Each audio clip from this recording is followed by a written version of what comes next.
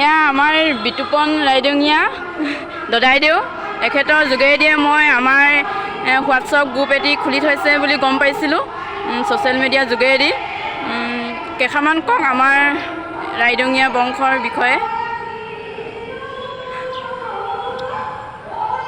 আজি ডিব্ৰুগড় লেজাইৰ কলাখোৱাত চুকাফা ভৱনত ৰাইডঙীয়া পৰিয়াল মিলন সেই উদ্দেশ্যে অসমৰ বিভিন্ন জেগাত সিঁচৰিত হৈ থকা ৰাইডঙীয়া পৰিয়ালৰ বংশধৰসকল সমবেত হৈছোহি। 1228 খ্ৰীষ্টাব্দত স্বৰ্গদেউ চাওলুং চুকাফা যেতিয়া অসমলৈ আহিছিল তেখেতৰ লগত যিখিনি আহোম সম্প্ৰদায়ৰ পৰিয়াল এই অসমত আহি পদাৰ্পণ কৰিছিল সেই আহোম সম্প্ৰদায়ৰ সেই পৰিয়ালখিনিৰ মাজৰে এটা পৰিয়াল যাক বিভিন্ন তথ্যৰ যোগেদি এতিয়া জানিব পৰা গৈছে লাইলেঙীয়া পৰিয়াল বুলি কৈছিল। পৰৱৰ্তী পৰ্যায়ত সেই পৰিয়ালটোকে ৰাইডেঙীয়া আৰু শেহতীয়াভাৱে এই ৰাইডঙীয়া সেই পৰিয়ালটোৱে আজি গোটেই অসমতে সিঁচৰিত হৈ আছে। কাৰণ স্বৰ্গদেউ চাওলুং চুকাফা যেতিয়া অসমলৈ 1228 খ্ৰীষ্টাব্দত আহিছিল সেই সময়ত বৰগোহাঁই বুঢ়াগোহাঁই মোহন দেওধাই বাইলুং আৰু আহোম পৰিয়াল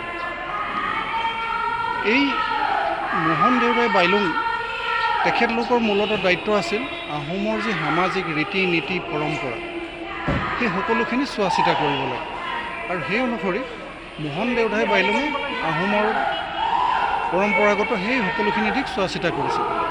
আমাৰ এই ৰাইডঙীয়া পৰিয়ালো মূলতঃ এই বাইলুং ফৈদৰ সেইধৰণে আমি এতিয়া তথ্য পাইছোঁ। গতিকে আজি গোটেই অসমত ৰাইডঙীয়া পৰিয়াল যিধৰণে সিঁচৰিত হৈ আছে বিভিন্ন উপাধি আজিকালি তেখেতলোকে লিখে। ৰাইডঙীয়া বৰুৱাৰ ঠাইত বহুতে বৰুৱা লিখে, ৰাইডঙীয়া ফুকনৰ ঠাইত বহুতে ফুকন লিখে, বহুতে গগৈ লিখে, কোনোবাই বাইলুং লিখে, কোনোবাই বৰাও লিখে। এই ধৰণে আমি উপাধিবিলাক পাইছোঁ।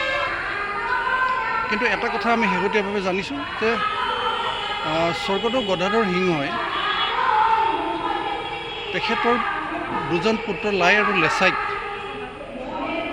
যেতিয়া অসমৰ দায়িত্বভাৰ গতাবলগীয়া হৈছিল লায়ে ডাঙৰ পুত্ৰ বৰপুত্ৰ লায়ে গদাধৰ সিংহ ৰুদ্ৰসিংহ নাম লৈ তেখেতে আমাৰ ৰাজ্যৰ দায়িত্ব লৈছিল, শাসনভাৰ চলাইছিল। আৰু ৰুদ্ৰসিংহই আহোমৰ যিটো পৰম্পৰা সেই অনুসৰি সদায় দেউতাকৰ পিছত পিতেক আৰু সেই পিতেকৰ পিতেক অৰ্থাৎ ডাঙৰজনে এই নীতি অনুসৰি সেই দায়িত্ববিলাক পালন কৰে। কিন্তু ৰুদ্ৰসিংহই তেতিয়া তেখেতৰ 5জন পুতেক আৰু এগৰাকী কন্যা সেই 5জন পুতেকক কৈছিল যে মোৰ পিছত এজনৰ পিছত এজনকৈ 5জনেই ৰজা হ'ব। আৰু সেই অনুসৰি প্ৰথম শিৱসিংহ ৰজা হ'ল। শিৱসিংহৰ পিছত শিৱসিংহৰ পিতেকৰ পৰিৱৰ্তে শিৱসিংহৰ ভাতৃ প্ৰমত্ত সিংহ ৰাজআসনত অধিষ্ঠিত হ'ল। আৰু প্ৰমত্ত সিংহ ৰজা হৈ তেখেতলোকৰ এগৰাকী ভনী যাক আমি যামিনী নামেৰে জানিছোঁ সেই যামিনীক তেখেতে ৰাইডঙীয়া বৰুৱালৈ বিবাহ দিছিল। আৰু ভনীয়েকক ৰাইডঙীয়া বৰুৱালৈ বিবাহ দিয়াৰ পিছতে তেখেতে ডিব্ৰুগড় লেজাই কলাখোৱাত ৰাইডঙীয়া দৌল নিৰ্মাণ কৰি দিছিল, এটা পুখুৰী খন্দাই দিছিল, লগতে 200 পোৰা মাটি দিছিল। আৰু সেই ৰাইডঙীয়া দৌল ৰাইডঙীয়া পুখুৰী আজিও ডিব্ৰুগড় লেজাই কলাখোৱাত আমাৰ ৰাইডঙীয়া বংশৰ সূৰ্য বীজৰ প্ৰতীক হিচাপে এতিয়াও তাত উজ্জীৱিত হৈ আছে। ই এটা আমাৰ কাৰণে অতি গৌৰৱৰ বিষয়। আৰু এই ৰাইডঙীয়া পৰিয়াল ডিব্ৰুগড় লেজাই কলাখোৱাত ৰাইডঙীয়া দৌলৰ ওচৰত যিখিনি ৰাইডঙীয়া পৰিয়াল আছিল মানৰ আক্ৰমণৰ সময়ত এই পৰিয়ালৰ মানুহখিনি চেডেলি ভেদেলি হৈ গ'ল। কিছু লোক গুচি গ'ল ব্ৰহ্মপুত্ৰ পাৰ হৈ উত্তৰ পাৰে, তাত আপোনাৰ চিমেণ্ট চাপৰি ঘিলামৰাকে আদি কৰি বিভিন্ন জেগাত সিঁচৰিত হৈ আছে। এটা পৰিয়াল এতিয়া আমি পাইছোঁ বিশ্বনাথত আছেগৈ। এতিয়া সেই পৰিয়ালখিনি তেখেতলোক ৰাইডঙীয়া বৰুৱা আছিল, কিন্তু তেখেতলোকে ৰাইডঙীয়া বৰুৱাৰ ঠাইত এতিয়া বৰ্তমান অকল বৰুৱা উপাধি লিখে।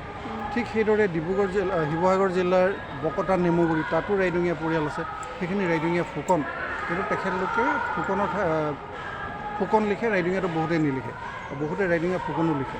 এই ধৰণে বিভিন্ন আছে, সোণাৰীত আছে, টিংখাঙত আছে,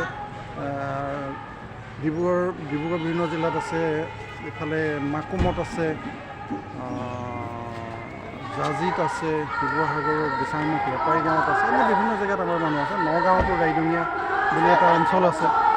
এতিয়া আমাৰ প্ৰয়াস হৈছে যে আমাৰ অসমৰ বিভিন্ন জেগাত যিখিনি ৰাইডঙীয়া মানুহ সিঁচৰিত হৈ আছে, সকলোখিনি মানুহক আমি সংঘবদ্ধ কৰি যাতে আগন্তুক দিনত আমাৰ পৰিয়ালৰ শিপাডাল আৰু মজবুত কৰিব পাৰোঁ, আমাৰ উঠি অহা প্ৰজন্মই যাতে অতীতৰ বিষয়ে জানিব পাৰে যে আমি কোন মূলৰ পৰা আহি কি ধৰণে অসমত বসবাস কৰি আছোঁ, সেই কথাখিনিকে আগুৱাই নিবৰ কাৰণে আমি আজি ইয়াত এইদৰে সমবেত হৈছোঁ। আৰু ইয়াত আমাৰ আজি বিভিন্ন জিলাৰ পৰা যথেষ্ট সংখ্যক আমাৰ ৰাইডঙীয়া বংশৰ মানুহ আহিছে।